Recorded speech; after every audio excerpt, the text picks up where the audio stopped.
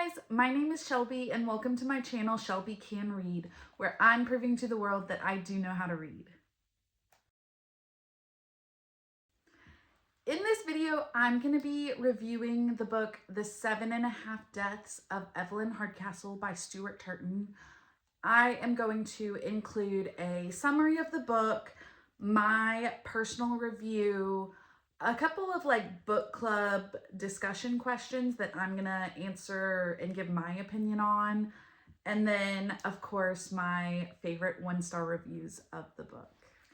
So starting out with just a summary of the book, this book is about a character named Aidan Bishop who wakes up and is very confused about what's going on. And he is told that he is there to investigate the murder of Evelyn Hardcastle, who has been murdered at Blackheath Manor 30 years after her brother was murdered. So there's been a couple of murders in the family. He is supposed to investigate and figure out who killed Evelyn. And the twist and what I thought made this book so unique and interesting is that Aidan Bishop wakes up in a different body each time he goes to sleep. He wakes up in a different body. And so he's given 8 days and 8 different bodies to figure out who did it and what happened in order to be released. And if he doesn't figure it out, his memory's wiped and he restarts the whole process over again. And it's brought up in the book that he's done this multiple times. He's been doing it for a long time. So he's definitely like, this needs to be it. I need to figure it all out. And so it is really interesting seeing the different perspectives and the pros and cons of each person that he gets to be. They all have their own challenges and then their own strengths, and they all witnessed different things that day. And so he's working to try and piece it all together. Moving into my rating of it and my personal review, I have actually read this twice. The first time the physical copy and this time listening to it through the audiobook. And both times I gave it 5 stars because I did think it was very well written. I enjoyed that it was kind of a unique take on the mystery and whodunit. The first time that I read it, and the rest of this video will have spoilers, so if you are not wanting it spoiled, do not continue watching. The first time that I read it, the reveal that Blackheath is basically a prison for Aidan and that there are multiple people there who are being punished as a form of the criminal justice system, that to me came out of nowhere the first time I read it. I felt like it was like a Black Mirror episode where there's some big twist, and I was very confused on where it came from, honestly. I enjoyed the whole mystery of Evelyn Hardcastle, but I felt like the stuff with Aidan came out of nowhere. After listening to it again and going into it with some of that knowledge already, it did make a lot more sense, and I did pay more attention to all the ways the author is building up to that reveal, which the first time I think I just kind of brushed it off because I wasn't particularly interested in why he was there. I just wanted to know who killed Evelyn. And so I think reading it the second time and knowing that it was going to build up to why is Aidan there and why is this a form of a prison system, and there's still questions about it. Like, you don't know anything about the outside world and how they reached this decision of using it for criminal justice, but um it still made more sense this second time. Like, I didn't feel like it was out of nowhere, and I could see how the author did build up to that. So I would say 5 stars both times. I did really enjoy it. I thought it was a unique story. I didn't really see the ending coming and like the twist of who did it and why. Um, I enjoy the different perspectives, and even though it's this same character, seeing how Aiden changes based off of which host he's in, I enjoyed the book a lot. Thinking about like any critiques that I might have about the book, I I did really like the twist of like Daniel is saying that he's a future host, and so you think that at one point Aiden is going to be Daniel, and I enjoyed the twist that Daniel is actually the rival. The only thing that I can really critique would be the footmen. I enjoyed that it gave this added sense of danger and like urgency, but then I didn't really feel like it built up to anything. And I actually, both times that I read this book, I had thought that eventually Aiden was going to become the footman. Like, that was one of his hosts, and he like was maybe, when he became the footman, he was over it. He decided that he's just going to be done and start killing all the other hosts. And that's not at all what actually happened, but I felt like there needed to be some real reason for the footmen to be so involved. Because really, the only explanation you're given is that the footman really enjoys violence. And I think that could maybe make more sense if you found out that he is one of the criminals that's forced to be there. But I don't think he was. I think truly the only explanation is that he likes to kill people. So I wasn't a huge fan of that. Um Overall though, I can understand why there was the need to include the footmen. I just wish that there had been a little more with that. Looking at some discussion questions, this first one says, what did you think about the revelations about who Anna really is, Annabelle Cocker? Why was Aiden so determined to still help her despite knowing she killed his sister? And how do you think Aiden was able to forgive her? I actually really enjoyed this revelation that this person who he has kind of held onto as his lifeline and throughout the whole book is like, she's gonna save me, she's here to help me.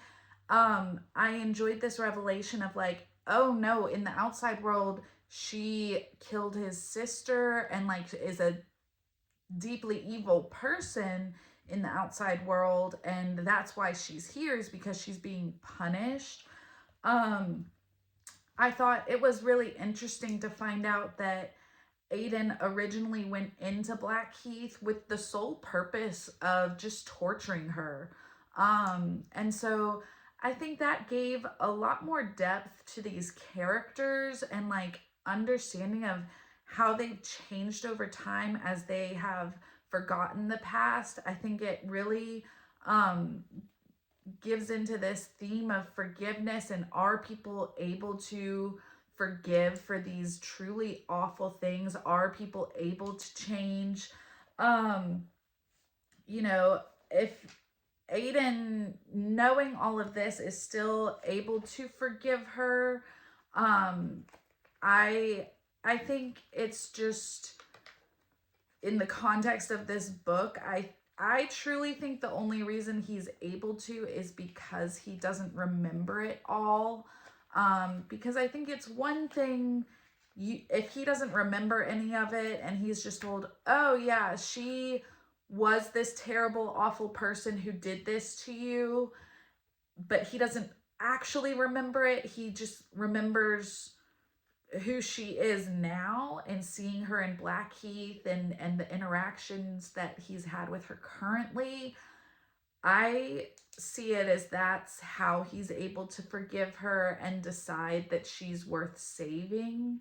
Um, I think if he had all of his memories, he would feel differently. Just because I think when you are still having those vivid memories of these traumatic things and the remnant feelings of it all, it can make it a lot harder to forgive. And I just don't think he would be able to forgive her and see the changes, especially because there is a whole part in the book where he's not sure about her intentions. She helps the footmen kill two of his hosts, and I don't even think that was fully explained.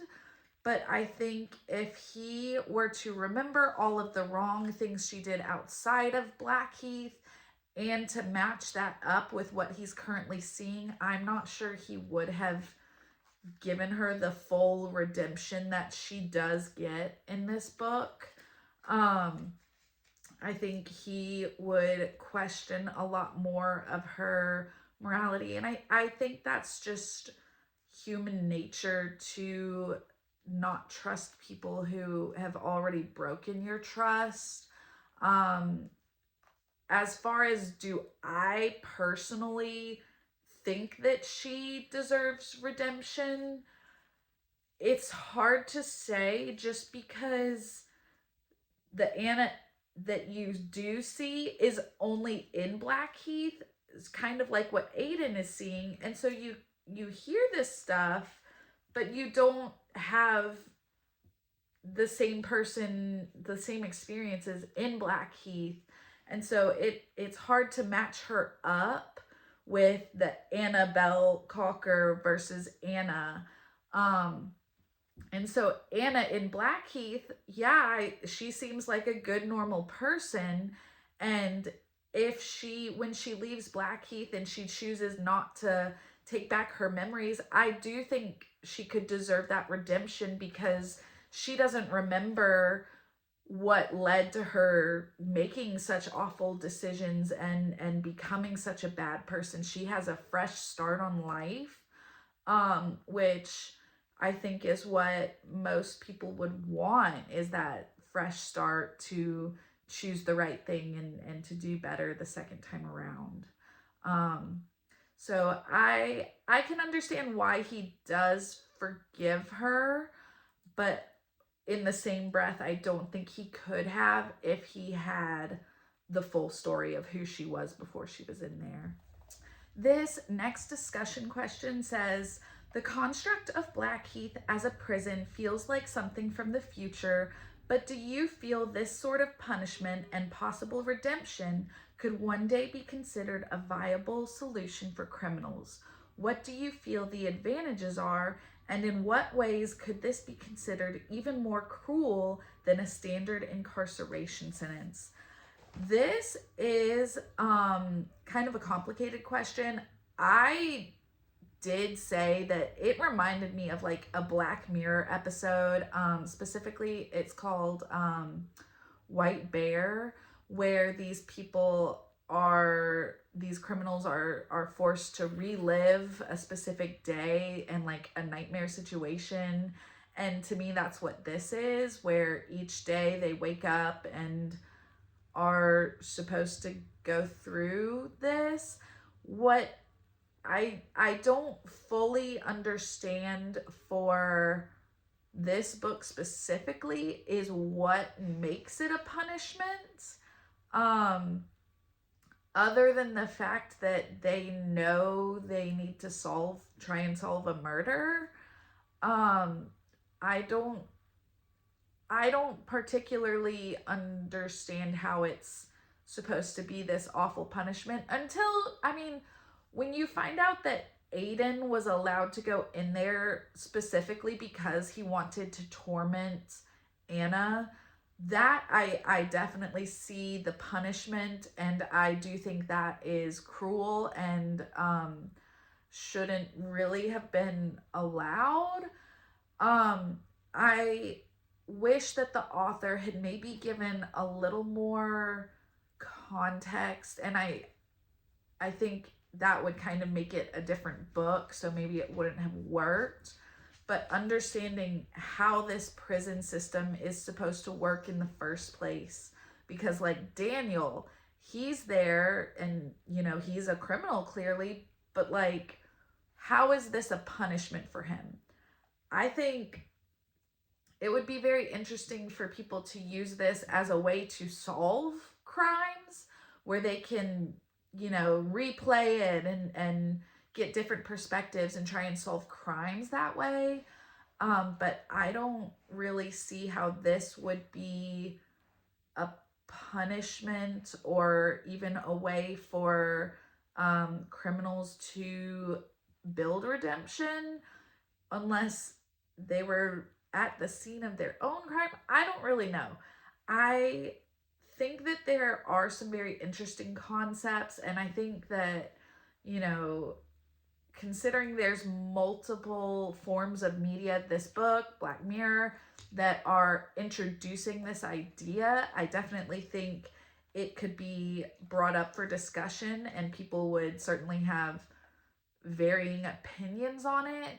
But I don't really know how it's meant to be a punishment, and then I also don't clearly see how it's supposed to lead to redemption other than them helping to solve a different crime. But you can solve a crime without feeling like, without becoming a better person. So I'm not sure that I see it being used for criminals themselves, but I could see it being used as a way to try and investigate and solve crimes. And I think that would be really cool. All right.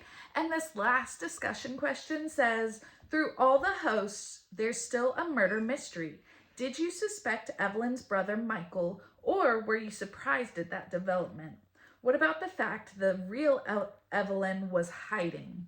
And I will say, I think because there are so many hosts and there's so many things happening, I didn't even have time to be like, oh, this is who I think it is and this is why. Which I think is a good thing. Like, I read a good bit of mystery novels, and I always reach a point where I'm like, this is who it is and this is why, and it's a little obvious. Whereas with this one, because of the different hosts and the distraction of the footman and Anna and Daniel and all of that, I wasn't as focused on the mystery. And so I didn't find myself making the predictions of who did it and why. So, yes, I was surprised by Michael, just because, the whole time it seems like he's very helpful and we know that they are very close. I did suspect that, like, the mom was a part of it. And, with all the family stuff, it would be hard for them not to be involved in it. But I found myself constantly having questions throughout the book, but I never really had time to say, this is my theory on what is going on. So I would say the ending was surprising to me, finding out that the person you think is Evelyn this whole time is actually her maid, or not her maid, but like an actress that she's hired, and the real Evelyn is in hiding, pretending to be the maid. That's what it was. Didn't see that coming, even the second time around, because it had been a couple years between the book, and so I forgot. I thought it was a really good twist. I thought it was very well done. I think some people could argue that, like, the whole thing is just a red herring. Like, you couldn't have guessed it. The author just changed things at the last minute. And I could say, like, yeah, it's a bit odd for them to just change it at the end and say, well, this was never Evelyn. It was actually her the whole time. but I do think there's enough clues throughout it that once you have that information, you can see where the foreshadowing was earlier in the book. So I think it was very well done. I thought it was very clever. I didn't see the ending coming, but I think it was a good twist. Lastly, of course, I have to give my favorite 1-star reviews. So this first one is from Aaron, who says, imagine watching someone else play chess with himself. Imagine that he keeps patting himself on the back after every move, making his very nice top hat wobble, and muttering, oh ho ho, you clever chap. Imagine you're intrigued because you like chess and because you think maybe he'll have some inventive techniques. At the very least, he might be interesting to watch. But imagine that as you get closer, you realize there aren't any pieces on the board and that the man is gazing vacant-eyed at nothing. There. Now you don't need to read this book. This I thought was really funny. It made me think of that Disney Pixar short of like the old man playing chess, and then you think it's this like super intense game between two people, but then at the end it shows that it's just him like wobbling back and forth playing against himself. And I will say, like, I think because there is so much going on, you don't always understand the mystery that's happening. Like, you don't understand how it's getting solved all the time just because there's other stuff going on. So I guess it could feel a little like I'm lost. I don't understand what's happening. It's out of it's over my head. I can't figure it out. This next one comes from Brooke Nelson, and before I read it, I will say I don't find it particularly funny or anything, but it brings up some points that I think are important. So she says, a terrorist gets a redemption arc with the help of a victim's sibling. Such a gross thing to even think up, much less write, edit, and publish for the world to read. And what I will say to that is, reading in general is meant to bring up points of discussion. It's meant to make you think about things and question where you stand on things. This book is very much about redemption and thinking about, are people capable of change, of changing who they are and redeeming themselves after doing terrible things. So whether you agree with it or not, that's up to you. But to say that it shouldn't be written and published, I would argue that it is important that it be written and published so that people can consider what they think about it. Do they think that people could be redeemed? Is Anna, redeemable, a redeemable character after what she did? And if you don't think so, that's fine. You can say, I don't agree with that, and I don't think that her character should have gotten the redemption arc. But it's still important that those things be written and published. This last one comes from Lana, who says, the real prisoner was me all along, trapped in a hellish loop, reading this book. I started questioning if I even liked to read anymore because of this. And there are definitely times where the loop can be a lot, because it's 8 different bodies doing the same thing over again. So there are times where you are just repeating stuff and maybe it doesn't feel like as much is happening. But for me personally, I enjoyed those different perspectives. So I enjoyed the loop. All right, well, that's all I have about the 7.5 Deaths of Evelyn Hardcastle by Stuart Turton. Let me know if you've read the book, if you have a different opinion on anything that I said. Did you like the book, hate it? Comment, let me know. I would love to hear it. Thanks for watching. Bye.